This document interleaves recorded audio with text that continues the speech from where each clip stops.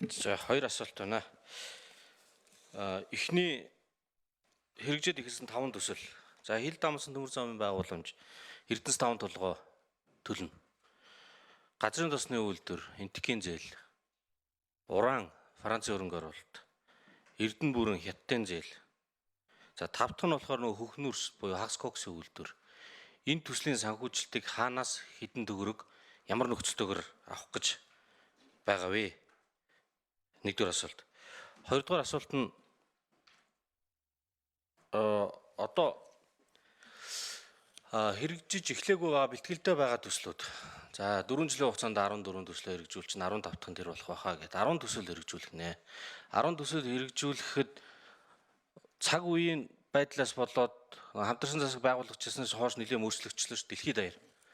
Тэгээ мөнгө олдохгүй юм байна. Мөнгө олдохгүй болохоор бартерт чи биржийн хуулиар оруулж ирээгээд түрүүчийн 7 хоногт оруулж ирээд татаад авсан. Тэгэхээр бартерт чаар тэр олон их найт төгрөгийг бартерт нь гэдэг бол хөнгөлөлтөд ямдруулсан үнээр өгнө гэсэн үг. Аль хизээний ямдруулаад коксч нүүрс бараг үлдэхэргүй том гэрээнүүдтэй болцсон байгаа. Тэр нөгөө уурхаанууд нь дийлэх юм уу? Бартер гэдэг санаа ер нь хідэн төгрөгний ямар тооцоон дээр орж ирсэн. Хичнээн хэмжээний нүүрсийг хідэн төсөл хэрэгжүүлэх эсвэл зэсийг юм уу тэр бартер юм орж ирсэн. Энэ тал дээр эдийн засаг хөгжлийн яамн дээр тоо байгаа мó. Санаа зовж байгаа зүйл бол том төслүүд яаж бид нар эдийн засгийг төгжүүлэх нэ гэдгийг бол ойлгож байгаа зүв байгаа. 5 төсөл ямар ч 4 төсөл бол эхэлсэн. 5 дахь нь яригдчихэв. Үлдсэн төслүүд чинь буцаад төг эдийн унтсан дэлхийн ертөнд сонирн болцсон эрсдэлтэй үед хамаг юм хөнгөлөлтөө өнөр өгөөд өрийн авханд ороод эдийн засгаа чирж унгаах гай болох юм биш үсттэй. Тэр энэ үлдсэн төслүүд төр үр ашигын болоод хөрөнгө оруулалтын ямар хувилбарууд байгаа юм бэ? За ийм хоёр асуулт. За гандомор сайд хариулъя.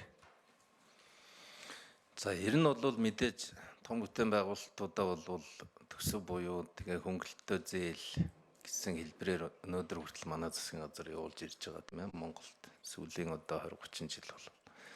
Энэний хажуугаар сүүлийн үед яригдж байгаа нэг зүйл бол хөрөнгө оруулагчийг хөрөнгө оруулагчийг орж ирж тодорхой төсөл хэрэгжүүлэх тэр эрх зүйн орчныг хэрхэн зөв болгож хөрөнгө оруулалт татах вэ гэдэг ийм л одоо бодлого хэрэгжүүлэхийг их удаан оролдож байгаа гэж би хувьдаа харж байгаа.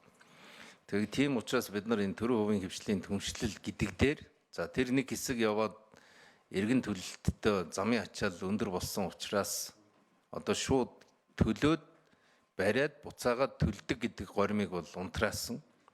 Одоо бол бариад ашиглаад буцааж төр дөгдөг гэдэг энэ горим руу шилжсэн. Энэ шилжилтэн дээр дахиад хэрвээ төсөвт ашигтай байна уугүй юу гэдэг ганцхан гаргалгаатаагаар энэ гэрээ яваад байгаа өнөөдөр хуулийн дээр бол. Тэгэхээр төсөвт болоод бусад хэлбэрээр тухайн төсөл ашиггүй байх юм бол цаашаага явуулж болохгүй гэсэн нэг ийм хандлага байгаад байгаа. Тэгэхээр бидний хувьд бол тэртээ тэрэнгүү тавьж байгаа замаа маш урт хугацаанд эдийн засгийг дэмжинэ гэж тавьдаг. Тийм ээ тодорхой нийгмийн дэд үтцийг урт удаан хугацаанд эдийн засгийг тэтгэнэ гэж хөрөнгө оруулдаг. Түүнээс биш одоо жишээлбэл Баян Хонгор руу зам тавиад шууд ашиг өгнө гэж тооцоолвол их төвөгтэй байт юм л. Тийм учраас энэ хамтрах хэлбэр дээр хэдүүлээ нэлээд олон талаас нь юм харъя гэдэг байдлаар одоо судалгаанууд хийгдээд яамдуудаас санал аваад ингээд нэгтгэдэд ирж байгаа.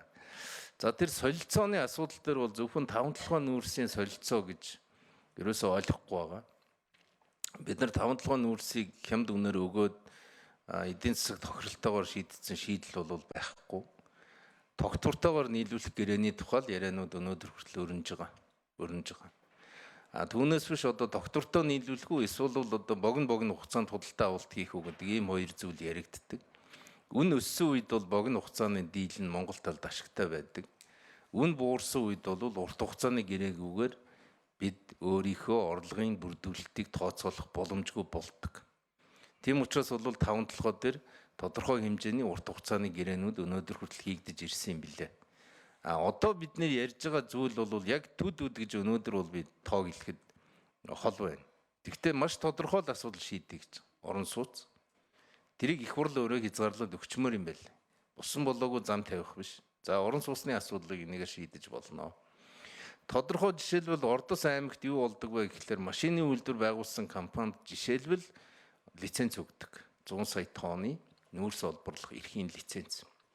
Юу гэсэн үг вэ гэвэл хэн нэгэн зүгээр ирээд уул уурхай ашиглаа гараа явдаг биш. Тухайн аймагт, тухайн улсад ирээд хөрөнгө оруулалт хийгээд эдийн засагт нь ач холбогдолтой төсөл рискээ хүлээгээд хийсэн хүмүүст тодорхой тэр олборлох эрхийг нь өгдөг. Бусдад адилхан татвараа авдаг. Ийм зүйл байгаа даа. Жишээлбэл одоо баруун босоо дээр за рискээ хүлээгээд орё. Гэхдээ баруун босоог амьлуулахын тулд бол ямар нэгэн бүтээгдэхүүнийг хоошоо урагшаага энэ замаар зөөх шаардлагатай. Зүүн босоо дээр. Энэ бүтээгдэхүүн олборлох асуудал дээр бидэнд боломж бий юу гэдэг ийм асуудал тавьж байгаа. Хөрөнгө оруулагчид. Тэгэхээр тэр Сүхбаатар аймагт байна гэсэн үг шүү дээ. Доронт аймагт байна л гэсэн үг. Тэрийг цаашаага гараад Владивостокоор гаргаад тэр Солонгосын зах зээл, Японы зах зээл, Энтхэгийн зах зээл мөн урагшаага аваад шууд Хятадын одоо Тэнжиний арын бомбтууд руу гаргах гэдэг ийм төслийг жишээ.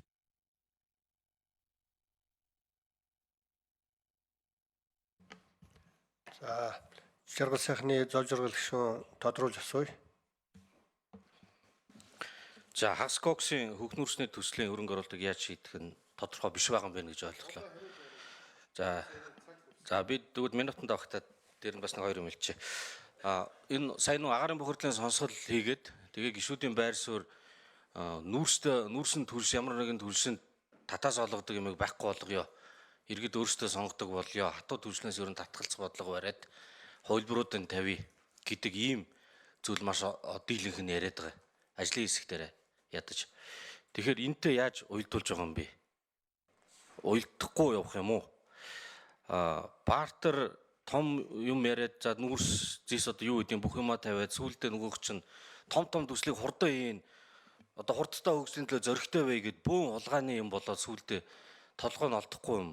Холион бандан болох вэ? Макро, мега биш микро төслүүдээ хиймээр байна. Хүмүүсийн аж ахуй уу тээвэр нийтийн. За Гандамар сайд хариулъя. За өнөөдөр хөхнүүрсний үйлдвэрлэлийн төсөл бол одоогийн байдлаар урдчилсан үнэлгээгээр 100 сая Америк долларын хөрөнгө оруулалт хийнэ гэсэн ийм тооцоотой юм байна. Эрдэнэс одоо үйлдвэр технологийн парк дээр энэ төслийн ажил явагдаж байна. Тэгэхээр бид нар бол өнөөдөр хүртэл яасан бэ гэхээр яг ингэж мэрэгэн санаагаа уралдуулсаар байгаа л утаатай үлдсэн. Тийм учраас хэдүүлээ энэ удаа бол утааг хаяа. Дахиад тоглоомгүй 28 онд хэдүүлээ утаатай Улаанбаатарт очиод утааг чинь арилгая гэд яриад явж явах. Тийм одоо эрүүл саруул хүн эндээс баг төрөхгүй байх. Одоо бүгдээрээ ичиж эхэлж байгаа гэж би хувьдаа бодож байгаа. Шаардлагатай бүх арга хэмжээг л авъя гэж байгаа. Шаардлагатай бүх арга хэмжээг авъя. Энэ эдийн засгийг айхтар татаж унах юм байхгүй. Утаагүй болдог нь өөрөө 1-2 тэрбум долларын эдийн засгийн өгөөжийг авчрах юм байна. Өгөөж нь тэр. Тийм учраас утаагүй болох нь бол бид. За Гандамар сайд тодруулж хариулъя. Тийм байгаамаа. Тэгэхээр би бол яг өнөөдөр байнгын орооны дарга 14 мега төслийн үйл явц хаана юуны явж гин үү тэрийг сонсё гэж надад үүрэг өгсөн учраас би энэ хүрээндээ л өнөөдөр ярмаар байна. Түүнээс ч одоо ингээ Монголын асуудлыг хэдүүлээ тойрцоогоод бүгдийн дэлгээд ярих. Нэгдүгээр хугацаа алга, ярих сэдвээ хэдүүлээ сонгоод цагт нь яриад явсан дээр баха гэж ингэж бодож байгаа гэж. 100 сая доллар надад өгж байгаа танилцуулга бол 25 онд 40 сая доллар Эрдэнэс Монгол 49%-ийг оруулна. Хөрөнгө оруулагч 51%-ийг оруулах юм байна гэсэн ийм зураг байна. 2026 онд 60 сая Америк доллар Эрдэнэс Монгол 49%, хөрөнгө оруулагч 51%-ийг хөрөнгө оруулахаар. Гэхдээ энд бол магадгүй хөрөнгө оруулагч 70% ч юм уу ингээ явж магадгүй. Эсвэл Эрдэнэс Монгол 70% ч юм ингээ явж магадгүй. Би бол эцсийн шийдлийн бол энэ. За ойлголоо.